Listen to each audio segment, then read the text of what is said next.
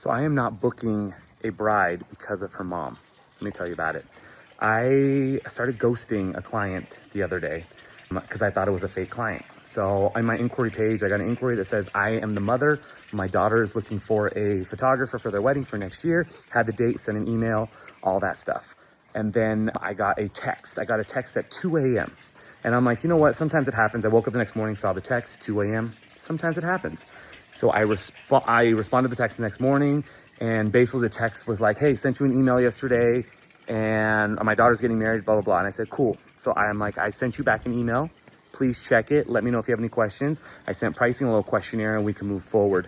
Didn't hear anything for the rest of the day. Didn't hear anything the next day. And then the day after that, I get a series of 5 texts, 1 a.m. to 3 a.m. I obviously have do not disturb on. I don't see it till the next morning, but the texts are like, hey, sent you an email. Hey, had questions. Respond, hello, question mark, hello, question mark. And I ended up just deleting the text and not thinking anything of it. I'm like, I go back to email because sometimes people are just, again, maybe she's a graveyard shift worker and she's emailing me. She doesn't understand how things are going on. I give people the benefit of the doubt all the time. Again, then ghosted me for 2 days. No response to the email, nothing. So I'm like, this is a scammer. This has to be a scammer.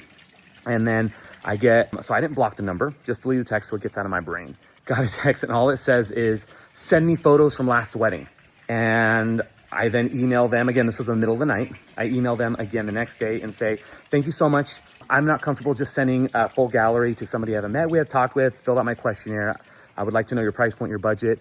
But if you'd like, please go to my Instagram, my business page, and you'll see some of my recent weddings. I do a sneak peek each wedding, and it's wedding season. So I have a ton of sneak peeks going on that they can look at any time.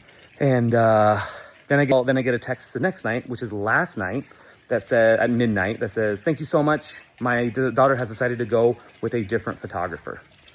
Boom, done, ghosted them, made it happen. You know, I wasn't like not booking them, but I was like, this is too much for me to handle right now. And sometimes I get to fire clients. Sometimes I get to play a little bit, and it's just not a client that I want.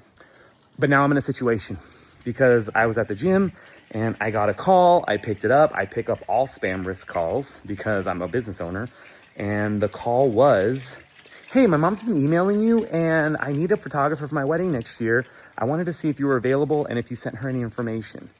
And I said, your mom did. Is your mom XYZ? Yeah. Oh my God, cool. Let me gather your information. Please fill out my contact page, blah, blah, blah, and I'll send you some information. And I don't know if I want to book this person. I do not know if I want to book them. I need some help because I don't know if I'm dealing with a crazy mom. I don't know if this is real. I have to do a little more investigating, but that's my story for the day. And this is the life of a wedding photographer.